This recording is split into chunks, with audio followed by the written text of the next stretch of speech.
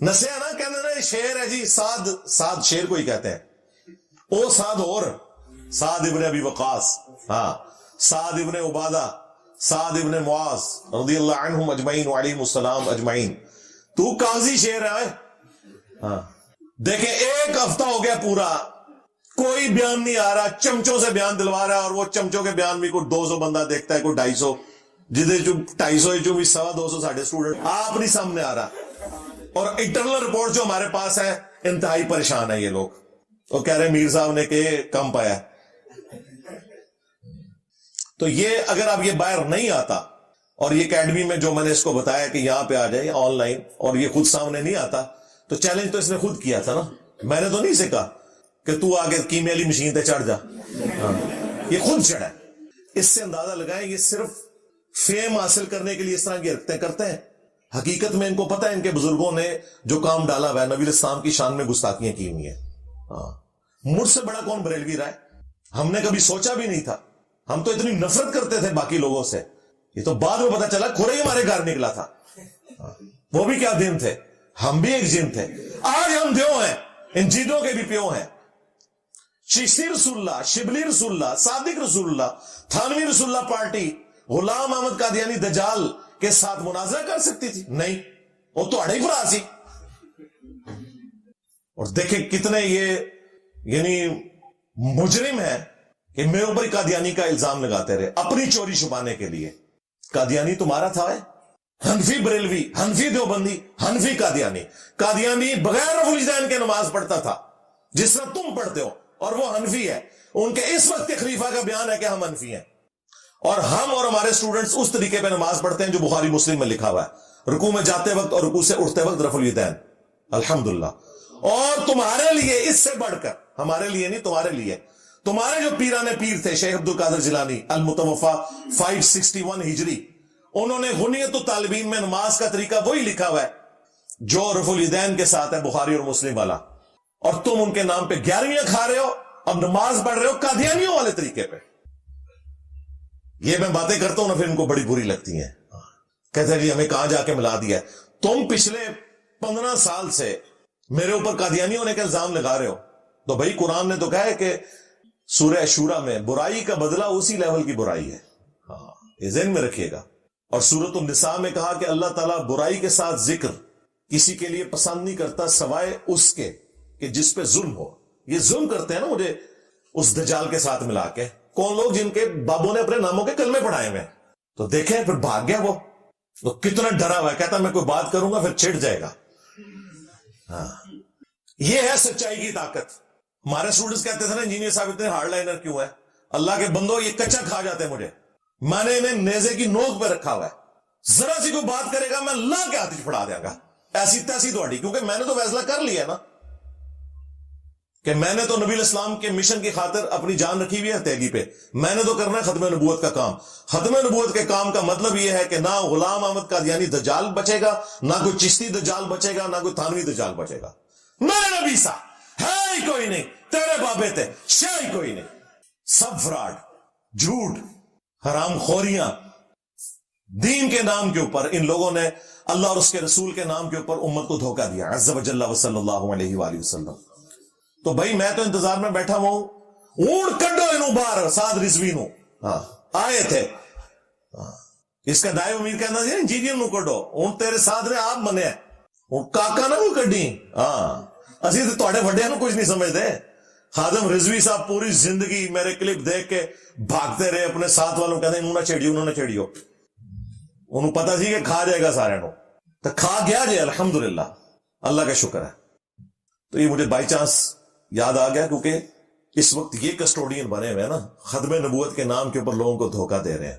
ختم نبوت اس دن ہوگا جس دن تم لوگ لاہور سے جب نکلو ان پبلشرز کی دکانوں کے باہر دھرنا دو جو چشتی رسول اللہ والی کتابیں چھاپ رہے ہیں، پھر میں مننا گا تو آپ کو انہوں نے پتہ نہیں کیا کچھ مشہور کر کے بتایا ہوا، جی ہم نے تو یہ کیا، غلام احمد قادیانی دجال کے مقابلے پہ ہمارے پیر میرعلی شاہ صاحب نکلے، اور پیر میرعلی نے تو خود چشتی رسول اللہ کا دفاع کیتے ہیں، شکر کرو اس دجال دے سامنے نہیں گیا، کالک مال دینی سی انہیں منہ تے، ساری کہانیاں بنائی ہیں ان کے۔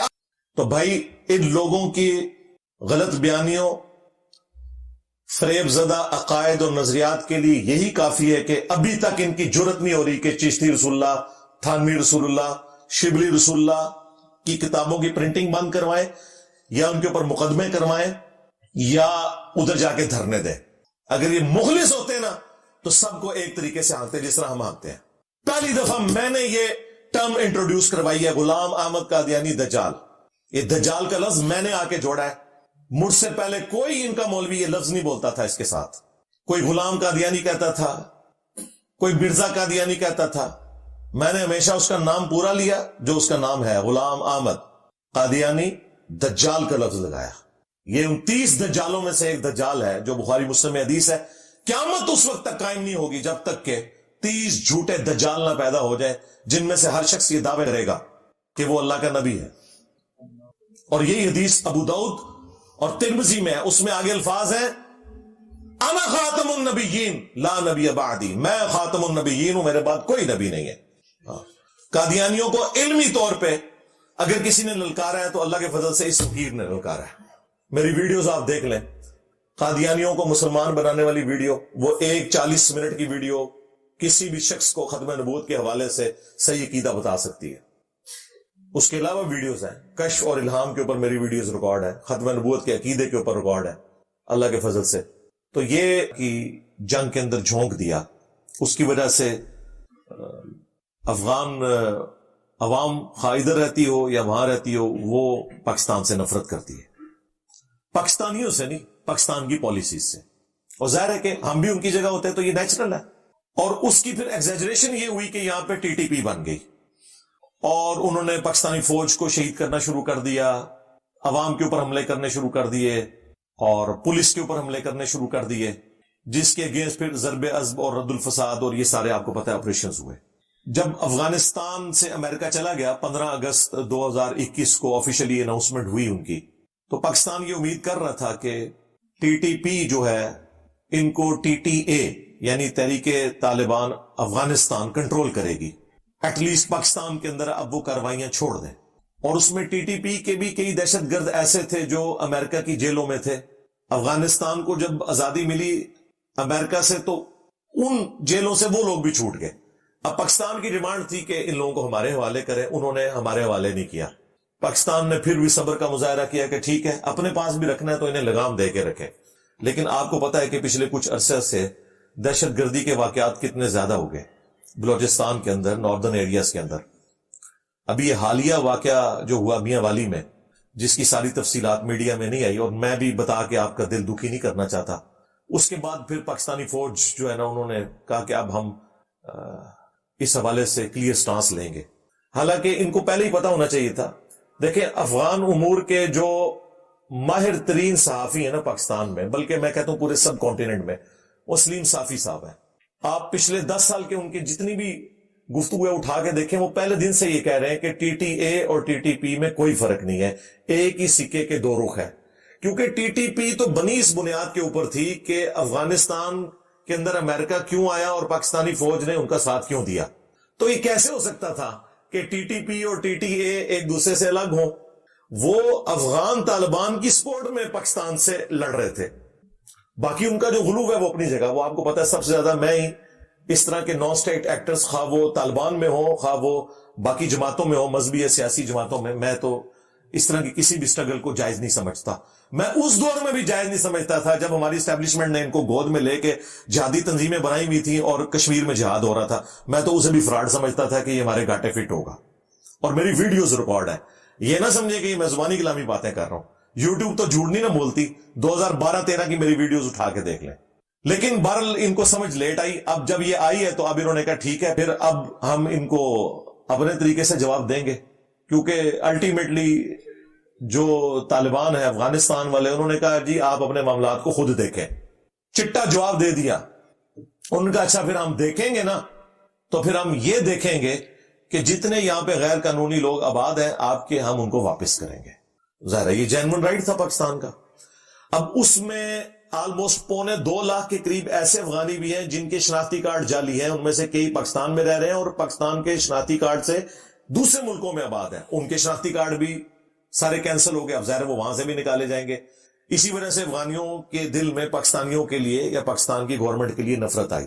لیکن یہ آغاز جو ہے نا وہ ٹی ٹی اے کی طرف سے ہوا ہے, یعنی تحریک طالبان افغانستان. انہوں نے ٹی ٹی پی کے مسئلے میں پاکستان کا ساتھ نہیں دیا, تو اس کے اگینسٹ پھر یہ میاں والی والا جو واقعہ, اس نے تو ایک سمجھ لیں ایک آخری جو ایک کوئی تھوڑا بہت کوئی رشتہ تھا نا ایک دھاگے سے بندھا ہوا, وہ بھی توڑ دیا. اب فوج نے بالکل کلیئر کٹ ڈیسیژن کر لیا, اور یہ اس میٹنگ کا 95% ایجنڈا تھا جو تمام مکاتب فکر کے علماء کو آرمی چیف نے بلایا ہوا تھا. اب یہ آپ کو علماء کرام باہر تو یہ سارے بڑے بڑے قد کاٹ والے علماء ہیں, مفتی منیب الرحمان صاحب ہوں, مفتی تقی عثمانی صاحب ہوں, باقی لوگ ہوں, ادھر ان کی باتیں سنیں, اندر کسی کی آواز بھی نہیں چین والی نکلی کہ کوئی ہم اپنی کو بات کسی طریقے سے. انہوں نے کلیئر کٹ بھائی ہماری یہ پالیسی ہے. مفتی تقی عثمانی صاحب نے تھوڑی سی گفتگو کی, ان کو بھی شٹ اپ کال دے دی گئی کہ بھائی اس طرح نہیں ہوگا جس طرح آپ کہہ رہے ہیں. پہلے بھی ہم کئی بار ان کے ڈسے جا چکے ہیں, اور اکثر علماء تو وہاں پہ نعرے ہی لگاتے رہے, سپاس نامے ہی پڑھتے رہے, اور وہ بدماش قسم کی دہشت گرد تنظیموں کے علماء بھی وہاں موجود تھے جو باہر آپ کو بڑے بڑے بھاشن دیتے ہیں دلیری کے, اور اندر وہ یہ کہہ رہے تھے آپ کو پتہ ہے ہم تو ہے ہی آپ کے بندے ہیں, ہاں آپ بھی ہم آپ کے ہی رہیں گے. وہ اپنا وہ یقین دلاتے رہے. اس وقت ضیاء الحق نے اس لیے افورڈ کر لیا تھا کہ اس وقت امریکہ کا ایک مشن تھا رشیا کے خلاف, اور امریکہ نے کہا تھا کہ بھئی ہم آپ کو اتنا پیسہ دیں گے کہ آپ تو اتنا کما ہی نہیں سکتے. اس لیے لوگ اکثر کہتے ہیں نا ڈکٹیٹرز کے دور کے اندر ملک بڑا خوشحال تھا, مشرف کے دور کے اندر بھی اور ضیاء الحق کے دور کے اندر بھی, اس لیے کہ آپ لوگ کرائے کے قاتل تھے, ہاں تو خوشحال ہی ہونا تھا. اب انہیں کوئی کرائے کے قاتل نہیں چاہیے کہ وہ ہمارے آرمی چیف کو کہیں کہ بھئی آپ سنبھال لیں. تو اس وقت تو یہ آپ بھول جائیں, اب جو بھی ہے پولیٹیکل گورنمنٹ ہی آنی ہے انشاءاللہ, الیکشن بھی ٹائم پہ ہو جائیں گے. بال وہاں پہ سپاس نامے لوگ پڑھتے رہے جیسے کوئی مطلب آرمی چیف کو امیر المومنین جس طرح ڈکلیئر کر دیا جاتا نا اس طریقے سے وہ. لیکن ظاہر ہے کہ سمجھدار لوگ جو ہیں وہ باتیں سن لیتے ہیں. ظاہر ہے اس نے اب یہ تو نہیں کہنا تھا, تعریف تو کسی کو نہیں بری لگتی, تو یہ بھی نہیں کہنا تھا کہ شٹ اپ کال دیتے, ٹھیک ہے سن لی, باقی کرنا وہی ہے جو آپ نے کرنا ہے. بال انہوں نے کہا جی آپ کی ذمہ داری یہ ہے کہ اب اپنے محراب اور ممبر سے آپ لوگوں کو یہ ایجوکیٹ کریں کہ ہم افغانیوں کے ساتھ کوئی ظلم نہیں کر رہے. جو لوگ ورک پرمٹ لے کے یہاں آئے ہوئے ہیں وہ کام کرتے رہیں گے. اسی طریقے سے جو لوگ واقعی جن کی یہاں پہ رشتہ داریاں ہیں اور انہیں نیشنلٹی مل چکی ہے, ان کی نیشنلٹی کینسل نہیں ہوگی. جو جعلی شناختی کارڈ والے لوگ ہیں اور جو غیر قانونی رہ رہے ہیں ہم ان کو نکالیں گے اور اچھے طریقے سے انہیں رخصت کر دیں گے, اور ہماری اپنی مجبوری ہے. حالانکہ میں سمجھتا ہوں وہ بیچارے وہاں جا کے ذلیل و خواری ہوں گے, کیونکہ 60% تو وہاں پہ پہاڑ ہے افغانستان میں, اکانومی ان کی بھی اتنی مضبوط نہیں ہے, زیادہ تر چوری کے پیسے کے اوپر چل رہی ہے. آپ کو تو یہ بتایا گیا کہ وہ تسبیح پھیرنے سے چل رہی ہے, نہیں, چوری کے پیسے کے اوپر اکانومی ان کی چل رہی ہے. اور ظاہر ہے چوری کا پیسہ اب جب رکے گا تو ان کی اکانومی بھی نیچے آ جائے گی. کیسے چل سکتا ہے اسمگلنگ کے اوپر اور یہ سارے معاملات. پاکستان کو اپنا لاس ہو رہا ہے آلموسٹ $7.5 ارب ہر سال نقصان ہوتا ہے اس چوری کی اکانومی کی وجہ سے, اور اس کا فائدہ ان کو ہوتا تھا. تو بہرحال اب انہوں نے ڈیسائیڈ کر لیا کہ یہ اب اینڈ ہے, اور مجھے نہیں لگتا اب یہ اتنی آسانی سے کوئی یہ پالیسی ریورس ہوگی. یہ میجر ایجنڈا تھا, اور علماء کو انہوں نے کہا کہ آپ جا کے لوگوں کو ایجوکیٹ کریں. علماء کو تو اس میں سے کچھ بھی نہیں ملنا. تو میں نے انہی علماء میں سے کچھ علماء سے جب پوچھا, انہوں نے کہا ہمارا دماغ خراب ہے کہ ہم جا کے محراب اور ممبر سے یہ باتیں کریں, اور کسی نے بھی نہیں کرنی. ظاہر ہے کہ جو میجر لوگ بیٹھے ہوئے ہیں بیچ میں وہ تو دیوبندی فرقے کے لوگ ہیں, وہ کب بھی افغانیوں کے بارے میں بات کریں گے؟ وہ خود طالبان کے بینیفیشری ہیں اور طالبان ان کے بینیفیشری ہیں, وہ بھی نہیں بات کریں گے. بریلوی کہنے کے بالکل ٹھیک ہو رہا ہے نا دیوبندیاں نال, ٹھیک ہے. اور شیعہ تو بےچارے ویسے ہی ضیاء الحق کے سنی شیعہ وار کے ڈسے ہوئے ہیں, ان کو تو اسٹیبلشمنٹ سے ویسے ہی کوئی ہمدردی نہیں ہوتی اس اعتبار سے, کیونکہ وکٹم رہے ہیں اس اسٹیبلشمنٹ کے جس میں شیعہ کا قتل عام ہوا ضیاء الحق کے دور کے اندر. اور اہل حدیث تو بےچارے ویسے ہی, وہ تو ساڑھے تو بھی تھوڑے نے, انہوں نے تو گوبر تھی کوئی نہیں. تو یہ اینڈ رزلٹ اس کا یہ تھا جی. باقی آخری 5 منٹ تسی دند کٹ رہو, تھوڑی بھی گل ہوئی ہے اتنے. آخری 5 آپ سمجھ لیں پرسن جو گفتگو تھی نا, وہ سیاسی جماعتیں جو فوج کے خلاف سوشل میڈیا کے اوپر ایکٹیو ہیں, ہاں, جو کی بورڈ واریئرز ہیں, ان کے بارے میں ان کا بالکل کلیئر کا سٹانس ہے کہ کسی کو نہیں چھوڑیں گے, اور وہ آپ کو نظر بھی آ رہا ہے. اور دیکھیں میں اپنے سٹوڈنٹس کو، چونکہ ہمارے سٹوڈنٹس میں تو زیادہ تر بچارے وہ بچے بچونگڑے ہی ہیں نا، ان کی عمریں بھی اتنی نہیں، وہ بچارے اتنے میچور بھی نہیں ہیں. میں یہ سمجھا رہا تھا جب سے خان صاحب نکلے تھے کہ یار آپ نے بڑی احتیاط سے چلنا ہے. اگر اس وقت اس احتیاط کو فالو کیا ہوتا تو 9 مئی کا واقعہ نہ ہوتا. 9 مئی کا جو واقعہ ہے یہ فیسیلیٹیٹ ضرور ہوا ہے نہ نظر آنے والی قوتوں کی جانب سے، لیکن کرنے والے لوگ جو یوز ہوئے ہیں نا وہ نظر آنے والے لوگ ہیں. وہ اپنی جان اب نہیں چھڑا سکتے، بلکہ ان لوگوں کی وجہ سے جیو فینسنگ میں بچارے عام عوام بھی آ گئے ہیں، اور وہ 10,000 سے زیادہ لوگ اس وقت جیلوں میں سڑ رہے ہیں، ان کے کیس بھی لگانے کے لیے کوئی تیار ہو رہا. میں نے تو پولیس کے سینئر آفیسر سے بھی بات کی، انہوں نے کہا انجینئر صاحب بات یہ ہے کہ وڈیا نو غصہ ہی اتنا ہے کہ کریے، ٹھنڈا ہو لین دو. چند ایک لوگ چلے کوئی جن کے پاس پیسہ تھا، وہ پاکستان کا جو ایک سسٹم کی خرابی ہے اس کی وجہ سے چھوٹ گئے. زیادہ تر تو بیچارے وکیلوں کی فیس بھی نہیں دے سکتے، بے قصور لوگ ہیں اندر. تو میں اس پلیٹ فارم سے پہلے بھی آرمی چیف سے بھی ریکویسٹ کی تھی، اور چیف جسٹس سے بھی، پرائم منسٹر صاحب سے بھی، باقی لوگوں سے بھی ریکویسٹ کروں گا کہ خدا کے لیے جو بیچارے معصوم بچے اس میں جیلوں کے اندر ہیں ان کو فوراً سے پہلے شناخت پریڈ کر کے رہا کریں، جو صرف بیچارے جیو فینسنگ میں آئے تھے. جو کوئی پروٹیسٹ کے اندر انوالو ہے، میں تو ان کے بارے میں بھی نرم گوشہ رکھتا ہوں کہ ان کے معاملے میں بھی نرمی کا رویہ اختیار کرنا چاہیے. اس کی وجہ یہ ہے کہ اگر ان کے ماسٹر مائنڈ اس زمانے کی اسٹیبلشمنٹ آج تک اسی طریقے سے دندراتے پھر رہے ہیں وہ لوگ، تو یار ان بچوں کو بھی چھوڑ دیں. مالی نقصان کی اگر بات کریں تو میرا خیال ہے مشرف نے جتنا مالی نقصان پہنچایا ہے اس قوم کو، تو کیا اب ہم فوج سے نفرت کرنا شروع کر دیں اس کی بنیاد کے اوپر؟ تو اگر وہ چند ایک لوگوں کی وجہ سے مالی نقصان ہوا ہے تو درگزر کریں. یہ کام نہ کریں کہ فوج اور پاکستان کی عوام آمنے سامنے آئے. اس کا الٹیمیٹلی نقصان فوج کو ہونا ہے اور پھر پاکستان کو بھی. تو اس لیے میں کہتا ہوں ان کے معاملے میں نرم رویہ ہے. یہ تو یعنی میرا موقف ہے. ہاں جو یہ بدماش قسم کے ہارڈ لائنر ہیں جن کے بارے میں یہ بھی، وہ جو عادل راجہ، وہ خبیث بھگوڑا، خاموش مجاہدین، جھوٹا انسان جس نے میرے بارے میں بھی ٹرینڈ چلایا کہ اس کو آئی ایس آئی والوں نے بھرتی کیا، دیکھ لو لگی بدوا انہوں بھی میری. ایک نو بدوا لگ رہی ہے. اس 14 سال دی قید ہو گئی ہے، وہ اب پاکستان نہیں آ سکتا. ٹھیک ہے، جھوٹا انسان. یعنی وہ جھوٹی خبریں دیتا تھا کیونکہ مجھے اپنے بارے میں تو پتا ہے نا کہ میرے ساتھ تو کوئی ایسا معاملہ نہیں ہے، تو میرے بارے میں اس نے کلیم کیا. ٹھیک ہے. دوسرا، ہم وہ بار بار ریکویسٹ کر رہے تھے اپنے بھائی کے بارے میں، چلے وہ بھائی صاحب کو بھی اب انہوں نے کور کمانڈر کوئٹہ کے عہدے سے فارغ کر کے یونیورسٹی میں پڑھنے لکھنے کے لیے ڈال دیا، وہ بھی ایڈریس ہو گیا. لیکن جو اصل 2 بندے ہیں ریٹائر ہو کے باہر بیٹھے ہوئے ہیں، ٹھیک ہے، پاکستانی عوام کا منہ چڑھا رہے ہیں، ان کے بارے میں بھی کوئی فیصلہ ہونا چاہیے. اور اگر ان کے بارے میں فیصلہ نہیں ہوتا تو بیچارے جو یہ سیاسی لوگ ہیں ان کو چھوڑ دیا جائے. یہ انہوں نے کوئی بندوق تو نہیں اٹھائی ہوئی ہے، زیادہ سے زیادہ کوئی کسی نے کوئی حرکت کی ہے تو کوئی مالی نقصان کر لیا ہوگا، لیکن جانی نقصان تو کسی نے نہیں کیا. تو یہ نفرتیں ختم ہونی چاہیے، سیدھی سی بات ہے. بہرحال اس وقت تو اسٹیبلشمنٹ غصے میں، اور ظاہر ہے انہوں نے تو اپنا 9/11 ڈکلیئر کر دیا ہوا ہے 9 مئی کو، اور ظاہر واقعہ بھی بہت بڑا تھا. خان صاحب سے بھی شروع میں تو غلطی ہوئی نا، انہوں نے اڑتا تیر بغل میں لے کے کہا کہ جی مجھے پکڑیں گے پھر یہ تو ہوگا. بھئی یہ کہنے کی کیا ضرورت ہے؟ یہ آپ نے اپنے منہ سے ایک ایسی بات نکال دی. بعد میں بے شک آپ کنڈیم کر رہے ہیں، لیکن وہ شروع میں جو مسئلہ مس ہینڈل ہوا ہے وہ انہوں نے پکڑا ہوا ہے کہ جی یہ دیکھ لیں اس کے پیچھے یہی ہے. تو اس میں کچھ ان سے بھی مس ہینڈلنگ ہوئی ہے، لیکن الٹیمیٹلی میرے خیال ہے پاکستانی فوج کو پاکستان کی عوام کی فوج ہونا چاہیے، کسی سیاسی جماعت کی فوج نہیں ہونا چاہیے. یہ اصل مسئلہ ہے. پہلے یہ فوج پی ٹی آئی کی فوج بنی ہوئی تھی، اب دوسری پارٹیوں کی فوج بنی ہوئی ہے. یہ کام نہیں ہونا چاہیے. ساری پارٹیوں کے لیے برابر والا معاملہ ہونا چاہیے.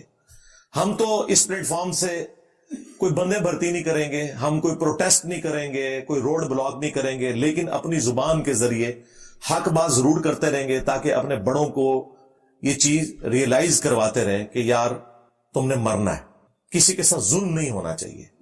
قرآن پاک میں اللہ تعالیٰ نے واضح یہ فرمایا وَلَا يَجْرِمَنَّكُمْ شَنَآنُ قَوْمٍ عَلَىٰ أَلَّا تَعْدِلُوا اعْدِلُوا هُوَ أَقْرَبُ لِلتَّقْوَىٰ. دیکھنا کسی قوم کی دشمنی تمہیں اس بات پہ نہ ابھارے کہ تم انصاف کا راستہ چھوڑ دو. انصاف کرو، یہی تقوی کے قریب ہے، یہی تقوی کی روش ہے. تو انصاف کریں، وہ آپ کا رائٹ ہے. اور اگر آپ انصاف نہیں کر سکتے، طاقتور سے آپ درگزر کا معاملہ کرتے ہیں، تو کمزوروں کے ساتھ زیادہ درگزر کا معاملہ کریں، ورنہ مر کے اللہ کے حضور تو پیش ہونا ہے. صحیح بخاری اور صحیح مسلم دونوں کے اندر حدیث موجود ہے، اللہ کے محبوب صلی اللہ علیہ وآلہ وسلم نے فرمایا تم میں سے ہر شخص نگہبان ہے اور اس سے اس کی رعیت کے بارے میں پوچھا جائے گا۔ پھر نبی الاسلام نے ایک ایک چیز گنوائی کہ ایک حکمران اپنی رعایا کے اوپر نگہبان ہے، اس سے اس کے بارے میں پوچھا جائے گا۔ ایک خاوند اپنی بیوی اور بچوں کے اوپر نگہبان ہے، اس سے اس کے بارے میں پوچھا جائے گا۔ ایک بیوی اپنے خاوند کے مال اور اولاد کے اوپر نگہبان ہے، اس سے اس کے بارے میں پوچھا جائے گا۔ اور حکمرانوں کے بارے میں تو اتنی اسٹانشنگ حدیث ہے بخاری اور مسلم دونوں میں، نبی صلی اللہ علیہ وآلہ وسلم نے فرمایا کہ سب سے برا گڈریا اگر کوئی ہو سکتا ہے نا تو وہ ہے جو حکمران ہو اور انصاف نہ کرے۔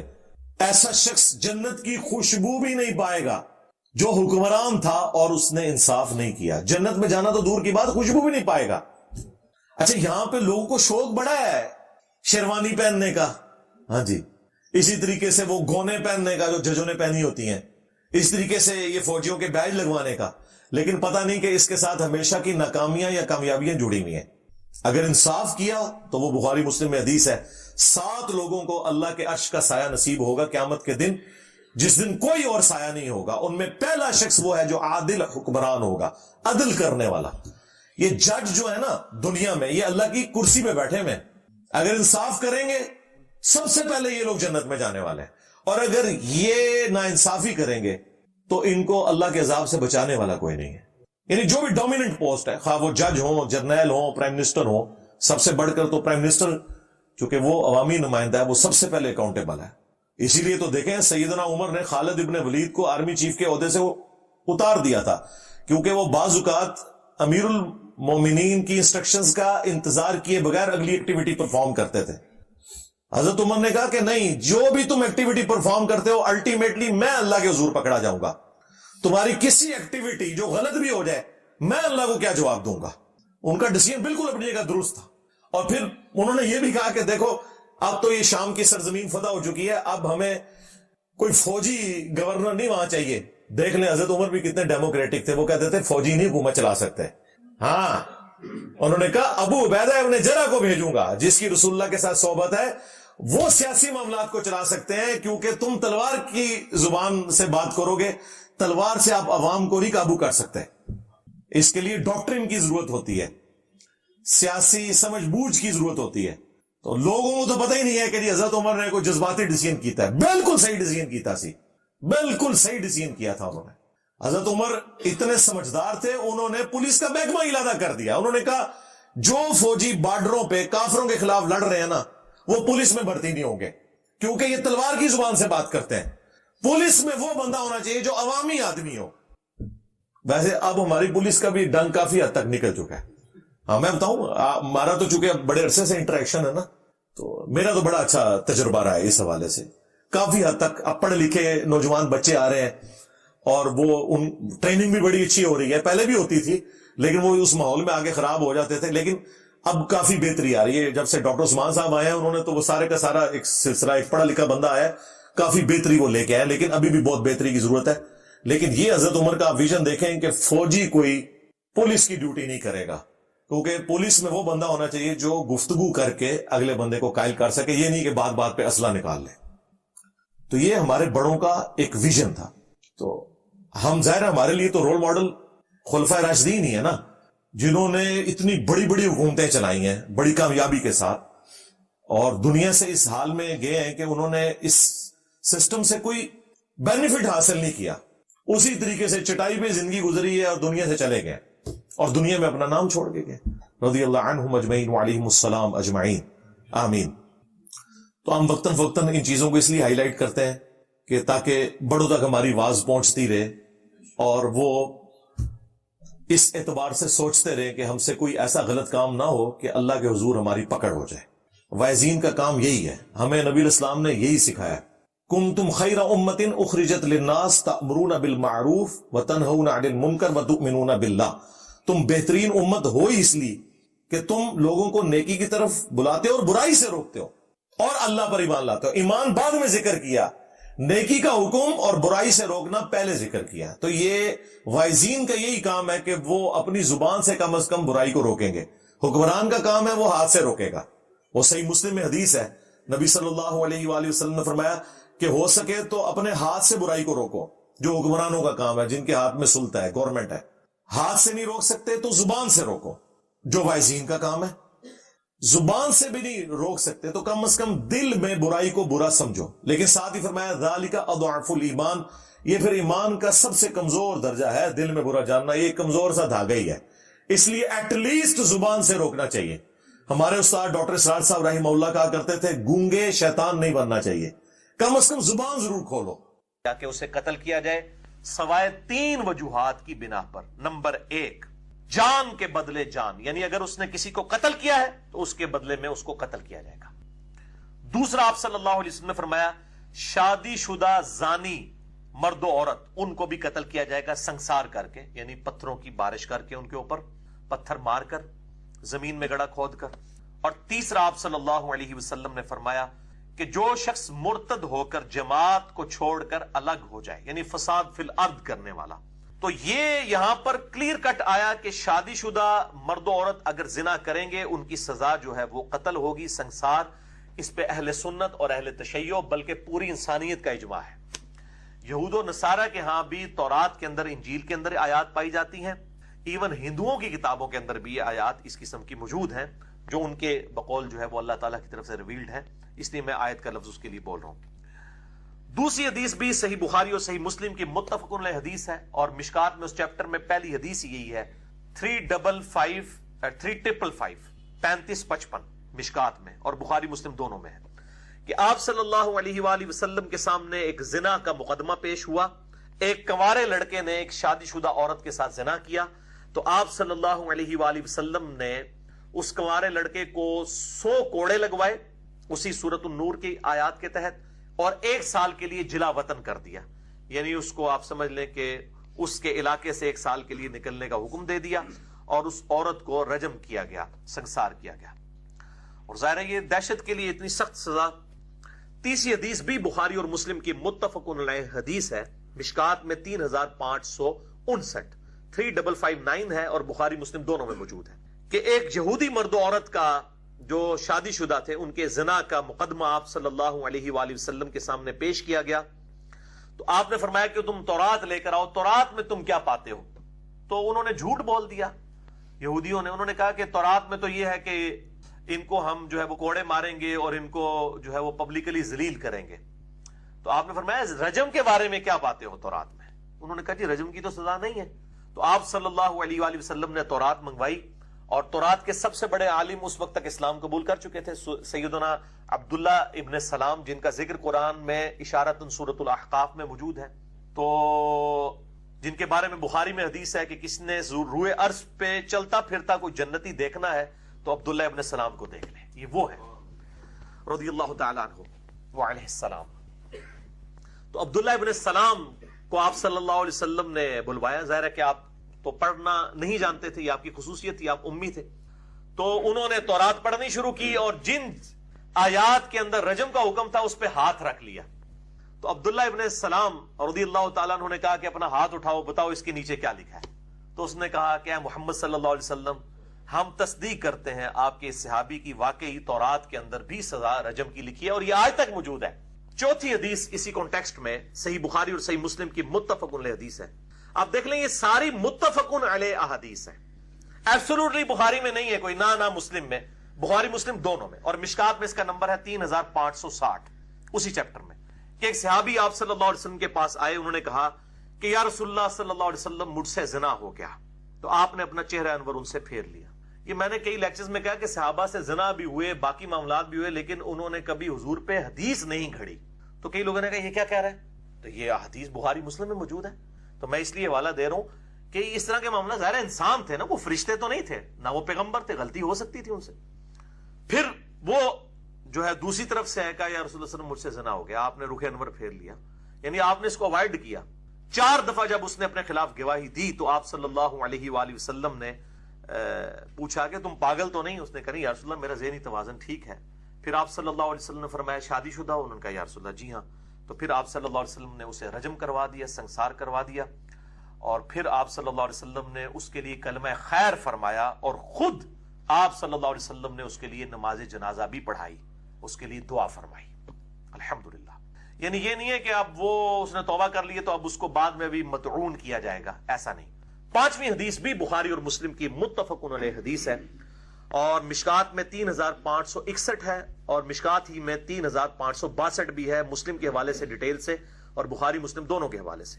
یہ مشہور حدیث ہے، ماعز بن مالک اسلمی رضی اللہ تعالیٰ عنہ کی حدیث، کہ ان سے زنا ہوا، آپ صلی اللہ علیہ وسلم کی خدمت میں حاضر ہوئے، کہا یا رسول اللہ مجھے پاک کر دیجئے۔